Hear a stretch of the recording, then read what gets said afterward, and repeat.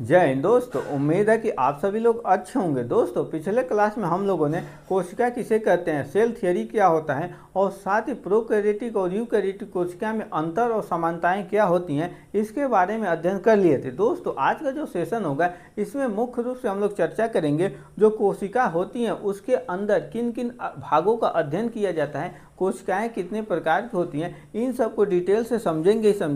साथ ही हम लोग यह भी जानेंगे कि कोशिका का स्ट्रक्चर कैसा होता है। तो दोस्तों, जो आपकी कोशिकाएं होती हैं, चाहे प्रोकैरियोटिक कोशिका हो चाहे यूकैरियोटिक कोशिका हो, तो जो आपकी प्रोकैरियोटिक कोशिका में जो आपका सिलेबस है इसमें मुख्य रूप से आपकी बैक्टीरिया है। तो बैक्टीरिया का मैंने अलग पूरा चैप्टर कंप्लीट कर रखा है, प्ले लिस्ट में जाकर आप सभी लोग वहाँ से देख सकते हैं। अब बचा जो आपकी यूकैरियोटिक कोशिका में जो आपकी प्रोटिस्टा से लेके किंगडम प्रोटिस्टा से लेके आपके प्लांटी एनिमेलिया फंगस सारे आपके किंगडम, 4 किंगडम इसी में आते हैं यूकैरियोटिक कोशिका के अंतर्गत। तो जो आपकी यूकैरियोटिक कोशिकाएं में 2 तरह की आपकी कोशिकाएं होती हैं। पहला जो आपका है जंतु कोशिका एनिमल सेल होता है और दूसरा आपकी पादप यानी जो पौधों वाली कोशिकाएं होती हैं। तो इन दोनों कोशिकाओं में क्या क्या समानताएं हैं और क्या क्या आपके अंतर है, इसको भी समझेंगे और इनका दोनों का स्ट्रक्चर कैसे होता है इसको भी समझेंगे। और इन दोनों के बीच में जो कोशिकांग होते हैं, कितने पार्ट होते हैं और किन किन पार्ट का आपको अध्ययन करना है इसको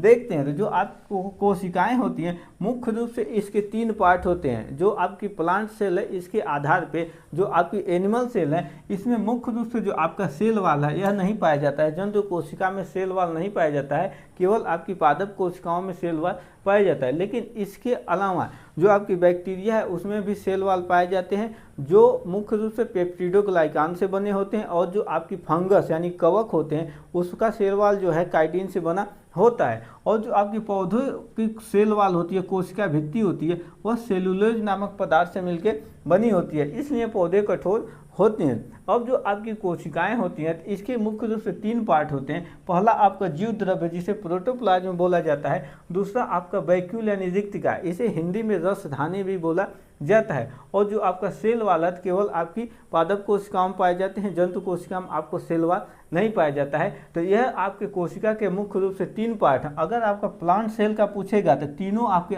नाम रहेंगे, लेकिन एनिमल सेल का आपका पूछेगा तो आपका सेल वाल नहीं रहेगा, केवल आपका प्रोटोप्लाज्म और वैक्यूल रहेगा, इसके पार्ट हैं। अब जो आपका प्रोटोप्लाज्म यानी जीव द्रव्य है, इसे हक्सले नामक वैज्ञानिक ने जीव द्रव्य को कहा कि फिजिकल बेसिस ऑफ लाइफ, यानी जीव द्रव्य जीवन की आधारशिला। अब आधारशिला क्यों? जब हम सभी लोग जो आपका एक एक अंग है कोशिकांग के, इसके बारे में डिटेल से समझेंगे, डिटेल से अध्ययन करेंगे। हर एक कोशिकांग का एक सेपरेट वीडियो रहेगा और उस सेपरेट वीडियो में उस कोशिकांग को एकदम डिटेल से हम लोग पढ़ेंगे। हालांकि जो जीव द्रव्य है इसकी जो खोज करने वाले वैज्ञानिक हैं उनका नाम है डुजारिन, और डुजारिन ने इसे सारकोड नाम दिया। फिर उसके बाद एक और नए वैज्ञानिक आते हैं जिनका नाम है पुरकिंजे ने इसे प्रोटोप्लाज्म नाम दिया। और जो आपकी वैक्यूल यानी जो रिक्तिका होती है, रसधानी, इसमें मुख्य रूप से आपका 90 से 95% जो है आपका जल होता है। जो मनुष्य की कोशिकाएं होती हैं और अन्य जीव जंतुओं की कोशिकाएं होती हैं उसमें जो आपकी वैक्यूल यानी रसधानी होता है वो छोटे आकार का होता है, इसलिए बार बार हमें और आपको प्यास लगता है, क्योंकि रसधानी से जो आपकी पानी है वो निकलते रहता है, जैसे पसीना के माध्यम से, यूरिन के माध्यम से, और अन्य भी वर्कआउट आप करते हैं तो पसीना होता है तो निकलते रहता है। तो इसलिए जब पानी की आवश्यकता हमें होती है तो वैक्यूल से पानी समाप्त हो जाता है, इसलिए हमें प्यास लगती है। और जब पानी कोशिका से खत्म हो जाएगी तो बिना पानी के कोशिका जीवित नहीं रह पाता है, इसलिए पानी पीने की बार बार सभी जंतुओं को जरूरत होती है। वहीं पे जो पौधे होते हैं उसमें जो वैक्यूल होता है वो काफ़ी बड़ा होता है, जिस वजह से वैक्यूल बड़ा होने की वजह से उसमें ज़्यादा पानी स्टोर होता है। जैसे आपके पास बहुत बड़ा एक बोतल है तो उसमें आपके कईयों लीटर पानी आ जाएंगे, ड्रम है तो आपके 500 लीटर पानी आ जाते हैं। लेकिन छोटा रहेगा, गैलन रहेगा तो 1 ही 2 लीटर आते हैं, तो बार बार उसको आपको रिफिल करना पड़ेगा। तो जो पौधे होते हैं इनकी वैक्यूल बड़ी होती है, इसलिए इनको बार बार पानी की आवश्यकता कम पड़ती है। अगर कम भी पानी मिलता है तो इसमें स्टोर करके रखे रहते हैं, उसी से काम चलाते हैं। और जो आपकी सेल वाल होती है कोशिका को सुरक्षा प्रदान करती है और काफ़ी ये मजबूत होती है, इसलिए आप पौधे देखेंगे, पौधों की जो छाल होती है, जो शाखाएं होती है वो मजबूत होती हैं इसी सेल वाल के ही वजह से। अब जो आपकी प्रोटोप्लाज्म है इसके भी आपके दो भाग होते हैं, चाहे जंतु कोशिका हो या चाहे आपकी पादप कोशिका हो, दोनों के दो पार्ट होते हैं। पहला जो आपका न्यूक्लियस है, न्यूक्लियस यानी जो केंद्रक है वो हमारी कोशिका का एक मस्तिष्क यानी ब्रेन है।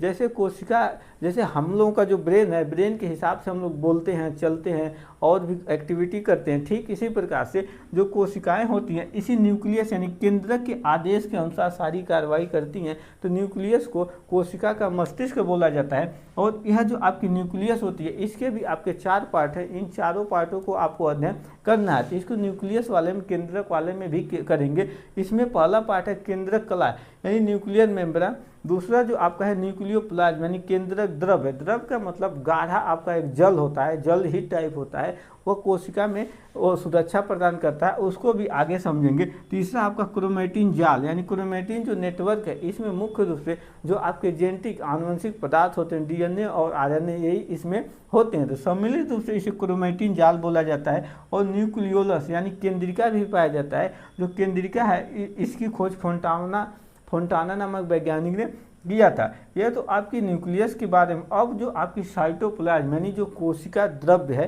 तो इसमें मुख्य रूप से आपके 2 तरह के पदार्थ पाए जाते हैं। पहला जो आपका कोशिकांग यानी जो कोशिका के अंग है, जैसे हम लोग का शरीर है तो शरीर के अंदर फेफड़ा है, किडनी है, आपका लीवर है, पैंक्रियाज है, बहुत सारे छोटे छोटे अंग हैं जो सम्मिलित रूप से मिलकर काम करते हैं। ठीक इसी प्रकार से जो कोशिकाएं हैं, जो जीवन की संरचनात्मक और क्रियात्मक इकाई है, उस कोशिका के अंदर भी छोटे छोटे अंग पाए जाते हैं। उस अंगों को कोशिकांग कहते हैं क्योंकि वो कोशिका के अंदर पाए जाते हैं। और रही दूसरी बात, तो जो आपके कुछ पदार्थ होते हैं उसका भी अध्ययन करेंगे। कोशिकाएं कुछ पदार्थ को संचित करके रखती हैं, कुछ को स्रावित करती हैं, कुछ को उत्सर्जित करती हैं। तो इसमें मुख्य रूप से संचित में आपको कार्बोहाइड्रेट वगैरह आ जाता है, नाइट्रोजन युक्त पदार्थ आ जाते हैं। स्रावी पदार्थ जो कोशिका से श्रावण होता है, जैसे एंजाइम वगैरह जो सिक्रे स्रावत होती है। और इसी के साथ साथ उत्सर्जी पदार्थ जो कोशिकाएं होती हैं, जो निष्क्रिय पदार्थ होते हैं, जो आपकी उन्हें कोशिका से बाहर निकालती हैं, इसके बारे में भी हम लोग अध्ययन करेंगे। तो जो आपका मुख्य रूप से कोशिकांग में आपका प्लास्टिड, जिसे हिंदी में लवक कहते हैं, लवक मुख्य रूप से 3 तरह के होते हैं। आपका ल्यूकोप्लास्ट होता है, क्रोमोप्लास्ट होता है और क्लोरोप्लास्ट होता है। इसी लवक के ही कारण जो पेड़ पौधों की पत्तियां होती हैं कभी हरी रहती हैं, कभी पीली हो जाती हैं। जो जैसे आम है आपका पक जाता है तो पीला हो जाता है। ये सारे जो कार्रवाई होती हैं ये प्लास्टिड के ही वजह से होती हैं। तो जब हम लोग एक कोशिकांग के एक एक पार्ट को सेपरेट एकदम विस्तार से अध्ययन करेंगे तो उसके में हम लोग अंदर से एकदम डिटेल से चर्चा करेंगे। वहीं पे जो आपकी माइटोकांड्रिया है, तो माइटोकांड्रिया को कोशिका का ऊर्जा गृह कहा जाता है क्योंकि यही जो माइटोकांड्रिया है, यही माइटोकांड्रिया क्या करता है, शक्ति एटीपी का निर्माण करता है। और वही एटीपी जो है हमारी पावर होती है, आपकी शक्ति होती है, एनर्जी होती है। और एंडोप्लाज्मिक रेटिकुलम हो गया, गोल्गी अपरेटस हो गया, जिसे कोशिका का परिवहन तंत्र बोला जाता है, यानी ट्रांसपोर्टेशन का यह काम करता है। कोई भी किसी भी सामान की आवश्यकता होती है, जैसे आप गाड़ी से लाद के सामान को कहीं और पहुंचा देते हैं, ठीक इसी प्रकार से कोशिका में गोल्गी अपरेटस जो है ये पूरे नियंत्रण, यातायात, ट्रैफिक पुलिस का काम करता है। और सेंट्रोसोम है, लाइसोसोम जो है, स्फीयरोसोम, माइक्रोबाइडिज और राइबोसोम को कोशिका की फैक्ट्री बोला जाता है। तो इन सभी कोशिकांगों को एक एक करके डिटेल से पूरा सेपरेट वीडियो के माध्यम से हम लोग समझेंगे। अब दोस्तों हम लोग समझते हैं कि जो आपकी यूकैरियोटिक कोशिका में जो आपके एनिमल सेल और जो प्लांट सेल होते हैं इसकी स्ट्रक्चर क्या होता है और इन दोनों कोशिकाओं में अंतर क्या होते हैं, इसको एक ट्रिक के माध्यम से हम लोग एकदम याद करेंगे। अगर आप इस ट्रिक को जान लेते हैं तो आपको प्लांट सेल और एनिमल सेल में क्या अंतर होते हैं आपको पूरी लाइफ टाइम कभी नहीं भूलेगा। दोस्तों जो आपकी पादप कोशिका और जंतु कोशिका है, इनकी जो आपकी संरचना है कुछ इस प्रकार की आपकी संरचना प्रदर्शित होती है। और दोस्तों इन दोनों कोशिकाओं में मुख्य अंतर क्या होते हैं इसको हम लोग एक ट्रिक से याद करेंगे। तो पहले आप सभी लोग स्ट्रक्चर को देख लीजिए। जैसे कि यह आपकी एक पादप कोशिका है, यानी आपकी यह पौधे वाली कोशिका है। तो पौधे वाली जो कोशिका है इसमें जो आपका बीच में है यह न्यूक्लियस होता है, यानी केंद्रक होता है। और इसके जो किनारे यह आपकी जो न्यूक्लियस को जो घेरे रहता है चारों तरफ से, उसे न्यूक्लियर मेम्ब्रेन यानी केंद्रक कला बोला जाता है। तो केंद्रक कला यह है कि जो इसे घेरे रहता है चारों तरफ से और इसके बीच में आपकी इस तरह की एक संरचना दिखाई देती है, यह केंद्रिका है। और इस तरह की जो आपकी संरचना होती है वो क्रोमेटिन जाल होता है, जिसमें मुख्य रूप से आपके जो गुणसूत्र हैं, जो आनुवंशिक मटेरियल हैं, DNA वह पाया जाता है। इसी के अलावा इसी केंद्रक से लगे हुए एक आपकी ट्यूब लाइक स्ट्रक्चर होती है जिसे एंडोप्लाज्मिक रेटिकुलम कहा जाता है। यह जो आपकी एंडोप्लाज्मिक रेटिकुलम है, ट्यूब लाइक स्ट्रक्चर होती है, दो तरफ होती है। जिस एंडोप्लाज्मिक रेटिकुलम के ऊपर राइबोसोम लगे होते हैं उसे रफ एंडोप्लाज्मिक रेटिकुलम यानी RER यानी रेर का मतलब रफ एंडोप्लाज्मिक रेटिकुलम, और जिस एंडोप्लाज्मिक रेटिकुलम के ऊपर राइबोसोम की कण नहीं पाए जाते हैं वह आपका स्मूथ होता है यानी मुलायमदार होता है, यानी स्मूथ एंडोप्लाज्मिक रेटिकुलम होते हैं। अब जो आपका नेक्स्ट है तो इसमें जो आपका केंद्रक है, केंद्रक के अंदर भी आपके केंद्रक द्रव्य पाए जाते हैं। और यह जो आपके जो साइटोप्लाज्म पूरा जिसमें आपके जैसे कि आपका गोल्गी बॉडी है, माइटोकॉन्ड्रिया, क्लोरोप्लास्ट है, राइबोसोम है, जो भी आपकी कोशिकांग है यह आपकी इसमें उपस्थित है। तो इसके इस सभी को उपस्थित तो है कोशिकांग, लेकिन इसको बैलेंस, इसको एक जगह अस्थायित्व प्रदान करने के लिए यानी यह अपने जगह से हिले डुलना है।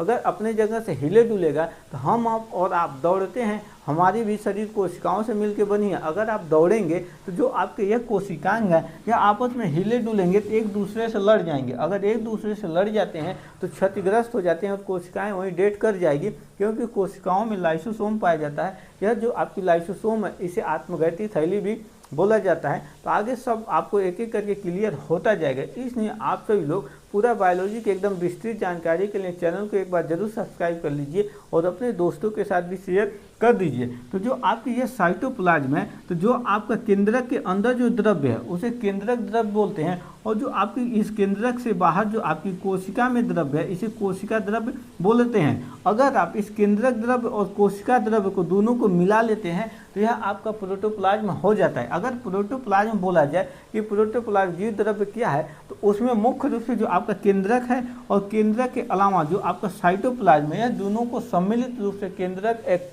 जीव द्रव्य बोला जाता है। लेकिन वहीं पे अलग अलग हैं। तो जो आपका प्रश्न पूछेगा कि जो जीव द्रव्य है वह किससे अलग होता है, जीव द्रव्य को किन के कितने भाग होते हैं, तो जीव द्रव्य के दो भाग होते हैं। आपका पहला साइटोप्लाज्म होगा और दूसरा आपका केंद्रक होगा। तो यह दोनों अलग अलग जब आप नाम जानेंगे तो अलग अलग होगा। अगर सम्मिलित रूप से कहेंगे तो पूरा आपका प्रोटोप्लाज्म होगा। जैसे आप बैग लीजिए या कोई भी झोला लीजिए, उसमें पूरा सामान रखिए, कोई भी सामान रख दीजिए, जैसे कांच का कोई बर्तन हो, आपका जो भी है, कलम हो, कॉपी हो, किताब हो, जो भी आपके सामान हो, जैसे कि आपका गिफ्ट वगैरह, और उसको बैग को आप पीठ पे लेके दौड़ेंगे तो जो भी आप सामान रखे रहेंगे बजेगा, आपस में लड़ेगा। जो गिफ्ट रखे रहेंगे अगर कांच का है तो आपस में लड़ के टूट जाएगा, और भी कोई सामान है तो टूट जाएगा, क्षतिग्रस्त हो जाएगा। लेकिन उसको अस्थायित्व प्रदान करने के लिए पहले गिफ्ट को आप एक पैकिंग कराते हैं तो उसमें फोम लगा के पैक करता है, ताकि अगर आप दौड़ते भी हो तो आपको उसमें क्षतिग्रस्त ना हो, लड़ के टूटे न गिफ्ट को। इसी प्रकार से जो ये कोशिकांग होती हैं जैसे माइटोकॉन्ड्रिया, क्लोरोप्लास्ट, गोल्गी अपरेटस है, इसको सुरक्षा प्रदान करने के लिए जो जीव द्रव्य होता है वह जीव द्रव्य इसको एक जगह अस्थायित्व प्रदान करता है, यहाँ से हिलने डुलने इसको नहीं देता है। इसलिए जब हम और आप चलते हैं, दौड़ते हैं, तो हमारी जो कोशिकाएं होती हैं वो सुरक्षित बनी रहती हैं, क्षतिग्रस्त नहीं होती हैं। कि मेन कारण यही है कि जीव द्रव्य ही इसे बचाए रखता है। इसलिए जीव द्रव्य को फिजिकल बेसिस ऑफ लाइफ यानी जीवन की आधारशिला बोला गया है। अब जो आपके है अगला जो आपका कोशिकांग है, जैसे कि राइबोसोम है जो मुख्य रूप से आपका प्रोटीन का निर्माण करता है। राइबोसोम भी दो तरह के पाए जाते हैं, आपका 70S टाइप का राइबोसोम और 80S टाइप का। जो 70S टाइप का राइबोसोम है यह प्रोकैरियोटिक कोशिका में पाए जाते हैं, परंतु कुछ ऐसे भी कोशिकांग है इस कोशिका के अंदर, उसमें भी 70S टाइप के राइबोसोम पाए जाते हैं, लेकिन वह कोशिकाएं यूकैरियोटिक कोशिकाएं हैं। तो आगे हम लोग इसको अगले क्लास में बताएंगे। और 80S टाइप जो राइबोसोम है वह सभी कोशिकाओं में, यूकैरियोटिक के सभी कोशिकाओं में पाए जाते हैं। और इसके अलावा जो आपका गोल्गी अपरेटस है इसे परिवहन तंत्र भी बोला जाता है, ट्रैफिक पुलिस भी बोला जाता है। और वैक्यूल जो आपका इस तरह का वैक्यूल होता है जिसमें सेल शेप होता है, इसी के साथ साथ इसमें 90 से 95% आपका जल स्टोरेज होता है। जो माइटोकॉन्ड्रिया है, कोशिका गृह है, और ठीक इसी प्रकार से जो आपकी जंतु कोशिका है, तो यह आपकी जंतु कोशिका एक सिंबल से समझिए, इसमें भी आपका न्यूक्लियस होता है। सारे न्यूक्लियस के चारों पार्ट होते हैं, न्यूक्लियर मेम्ब्रान होता है, न्यूक्लियोप्लाज्म होता है, और न्यूक्लियोलस होता है, क्रोमेटिन, थ्रेड, सारे चीज होते हैं। वैक्यूल होता है, वैक्यूल लेकिन इसमें छोटा होता है जंतु कोशिका में, mitochondria, endoplasmic reticulum, Golgi body. और देखिए जो आपकी जंतु कोशिका है इसमें क्लोरोप्लास्ट यानी प्लास्टिड नहीं पाए जाते हैं, प्लास्टिड नहीं पाए जाते हैं, लेकिन वहीं पे पादप कोशिका में आपके प्लास्टिड पाए जाते हैं और प्लास्टिड में आपको क्लोरोप्लास्ट होता है, जिसके वजह से पौधे प्रकाश संश्लेषण के द्वारा भोजन बना लेते हैं। वहीं पे जंतुओं में न पाए जाने के कारण ये प्रकाश संश्लेषण द्वारा भोजन नहीं बना पाते हैं। इसी तरह इसमें लाइसोसोम भी होता है। तो जो आपके प्लांट सेल और एनिमल सेल में जो मुख्य अंतर है, इसको आपको एक ट्रिक से याद करना है। वह ट्रिक है आपका पाल वाली गली में शाम को वैक्सीन लगाने का प्लान है, यानी जो पाल वाली गली है उसमें शाम को वैक्सीन लगाने का प्लान है। प्लान से आपका हो जाएगा प्लांट सेल यानी पादप कोशिका। अब इसमें जो अंतर है, जो पाल से जो आपका प्लास्टिड हो गया है, यह प्लास्टिड मुख्य रूप से केवल पादप कोशिकाओं में पाई जाती हैं और इसी की वजह से पौधों की रंग हरे होती हैं, पत्ते कभी पीले हो जाते हैं, फल जो है वो भी पीले हो जाते हैं, ये प्लास्टिड के ही वजह से होते हैं। तो PAL से आपका जो हो गया प्लास्टिड हो गया और वाली से आपका हो गया सेल वाल। सेल वाल जो आपकी कोशिका भित्ति है केवल पादप कोशिकाओं में पाई जाती हैं, जंतु कोशिका में आपकी सेल वाल नहीं पाई जाती हैं। इसलिए हम लोगों की जो कोशिका जो शरीर है काफ़ी मुलायम होता है, चोट लगता है तो कट जाता है। लेकिन जो पेड़ पौधे होते हैं उनकी शाखाएं जो होती हैं कितनी मजबूत होती हैं, इतनी मजबूत इसलिए होती हैं क्योंकि उसमें सेल वाल होता है, वह सेल वाल सेलुलोज से बना होता है। और जो आपका गली है ग्लाई ऑक्सीसोम, जो पादप कोशिका उसमें ग्लाई ऑक्सीसोम पाए जाते हैं, लेकिन जंतु कोशिका में आपके ग्लाई ऑक्सीसोम नहीं पाया जाता है। वहीं पे शाम से आपका हो जाएगा स्फीयरोसोम। स्फीयरोसोम केवल पादप कोशिका में पाए जाते हैं और वैक्सीन से आपका वैक्यूल हो जाएगा।